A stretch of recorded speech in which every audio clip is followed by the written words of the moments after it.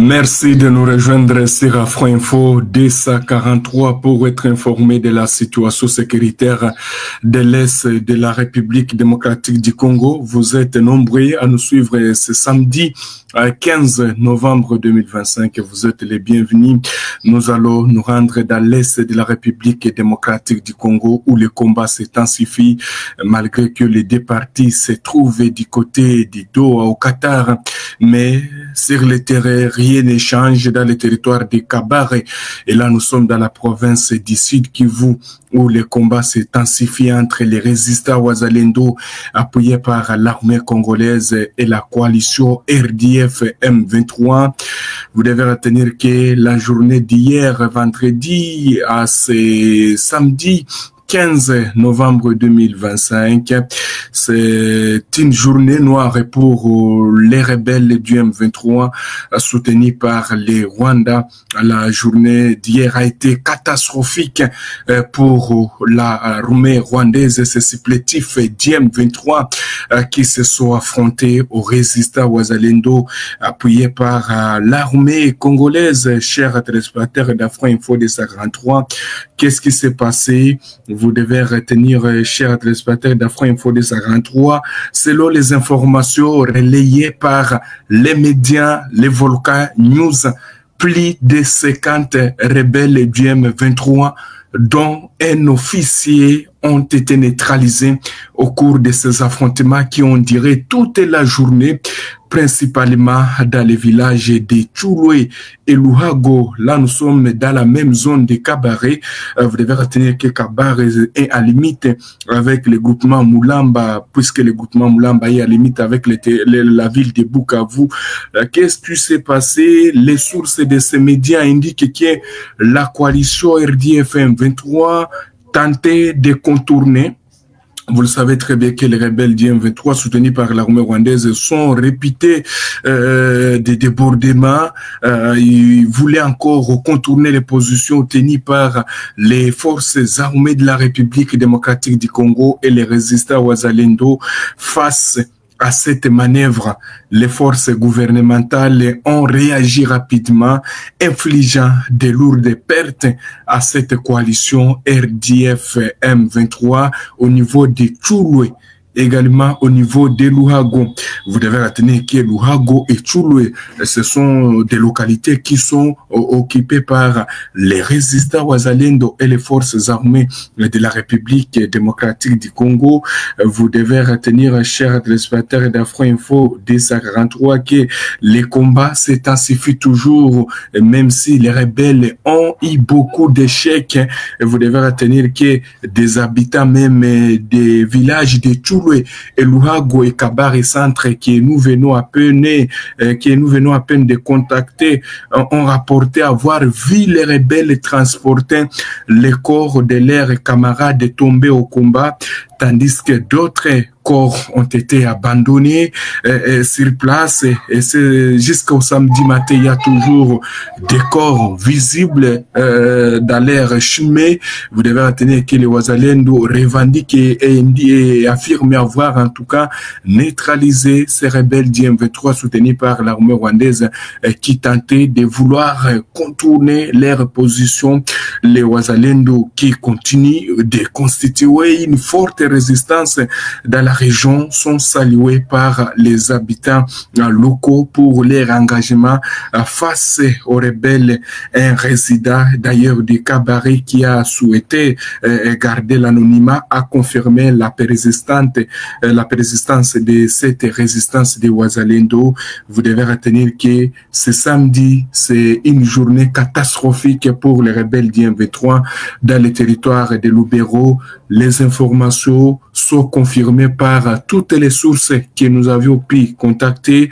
Même ces médias qu'on appelle les Volcans News confirment aussi que plus de 50 rebelles auraient perdu la vie dans ces affrontements qui les ont opposés aux patriotes Wazalendo qui sont appuyés par la force spéciale des forces armées de la République démocratique du Congo, et vous devez retenir un officier de l'armée rwandaise et a laissé sa peau du côté de Tchouloué, également Luhago. Les combats se poursuivent, les Wazalendo gardent toujours la localité de Tchouloué et Luhago, et vous devez retenir que ces derniers temps, les territoires de Kabar, comme je l'ai évoqué, je l'ai dit, Kabar est à limite avec les territoires de Calais, également avec la ville de Bukavu au niveau du groupement de Moulamba.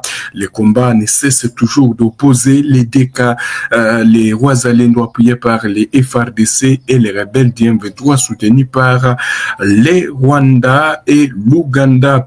Vous devez retenir que ces derniers temps, il y a toujours des combats dans la province du Sud Kivu, puisque selon d'autres sources, il y a eu des combats qui opposaient du côté des Fizi, les résistants Wazalendo, rebelles du M23 soutenus par l'armée rwandaise. Allons-y voir cette information aussi qui nous vient du côté des donc du côté de Luaka. Voilà, Luaka, où il y a eu des frappes aériennes qui ont visé encore les positions de la coalition RDF Twirwaneho M23.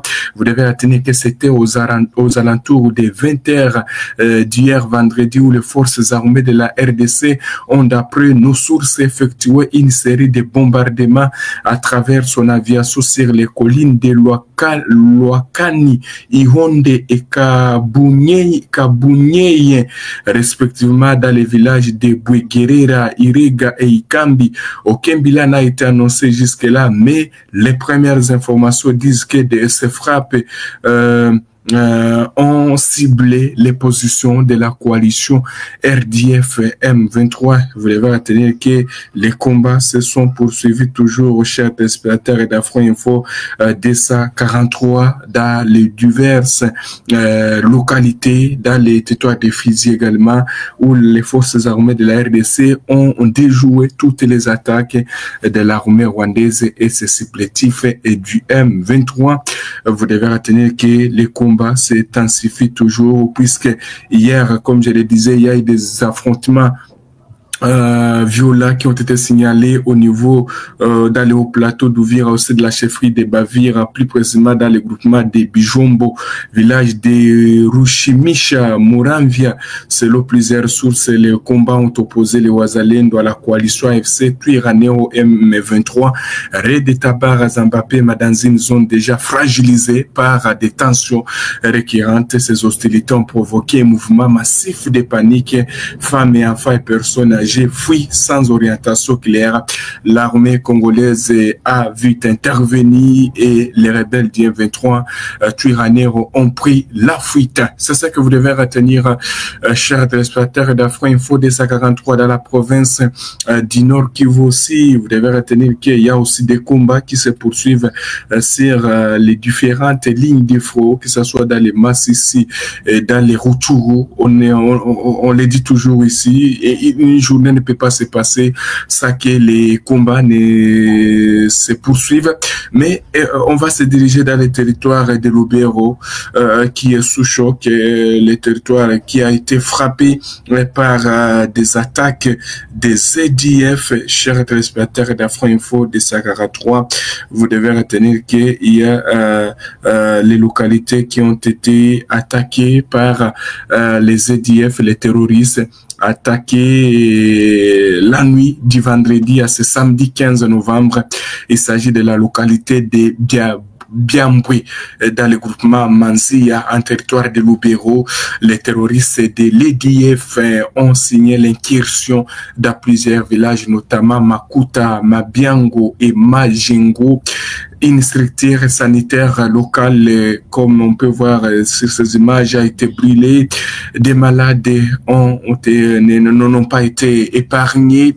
Vous devez retenir que le bilan qui serait lourd n'est pas encore clairement communiqué, par les autorités militaires ayant le contrôle de cette agglomération dans les responsabilités. Cependant, des corps gisent encore sur le sol, même cet après-midi.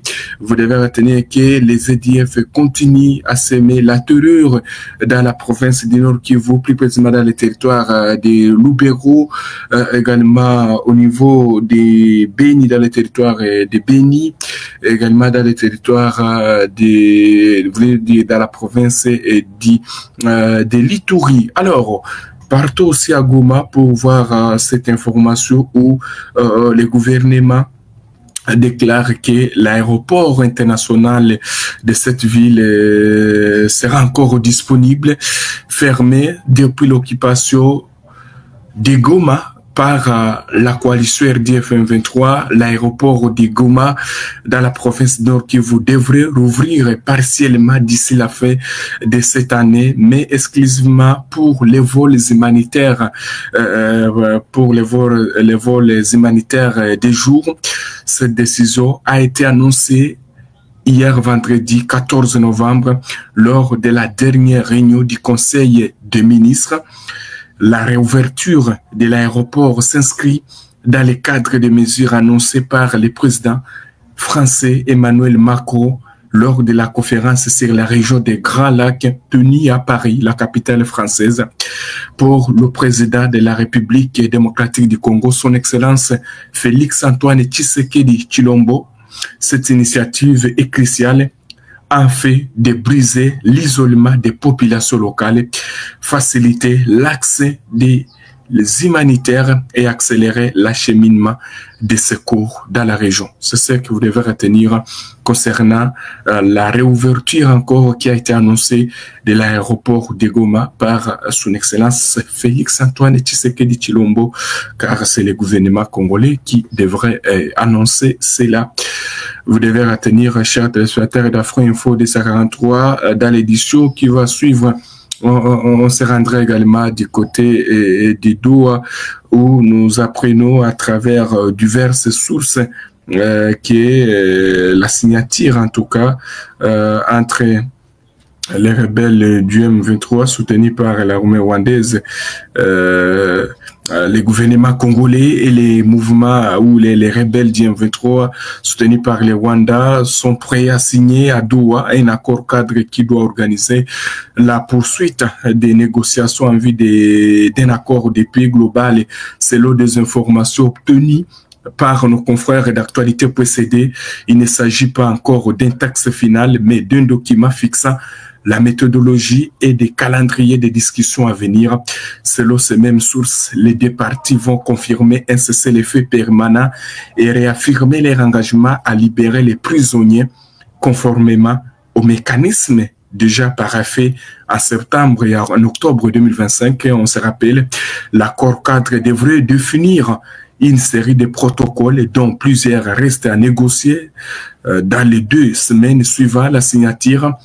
Les documents porteront notamment sur l'accès humanitaire, les arrangements sécuritaires et les DDR, la restauration de l'autorité de l'État, les retours des déplacés et réfugiés, la relance économique ainsi que la justice transitionnelle, ce qui fait, oui, la justice transitionnelle, c'est beau.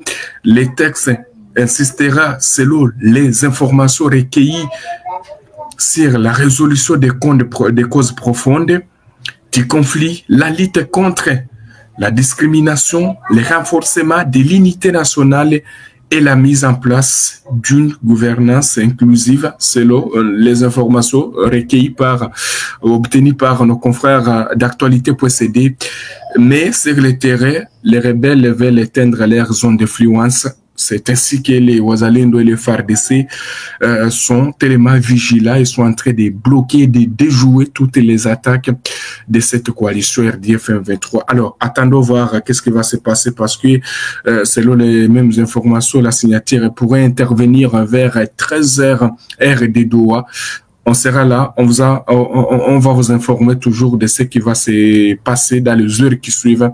Restez connectés, nous allons revenir tout à l'heure, chers téléspectateurs d'Afro Info des 43. Nous vous disons beau week-end dans toutes les 26 provinces de la RDC et en dehors. Likez, partagez, ça nous fera du plaisir. Hein. Soutenez la chaîne. Ok, merci beaucoup. En tout cas, nous sommes là, nous sommes disposés pour vous informer chaque minute, chaque seconde. Merci beaucoup. On va revenir encore tout à l'heure, chers téléspectateurs d'Afro Info, DESA à 43. Nous sommes arrivés à la fin de cette édition. Merci à vous de nous avoir suivis jusqu'ici. Si vous avez apprécié ces contenus, n'oubliez pas de vous abonner à notre chaîne, d'activer la cloche de notification pour ne rien manquer de nos prochaines vidéos. Likez et partagez cette vidéo. On se retrouve très prochainement. À bientôt.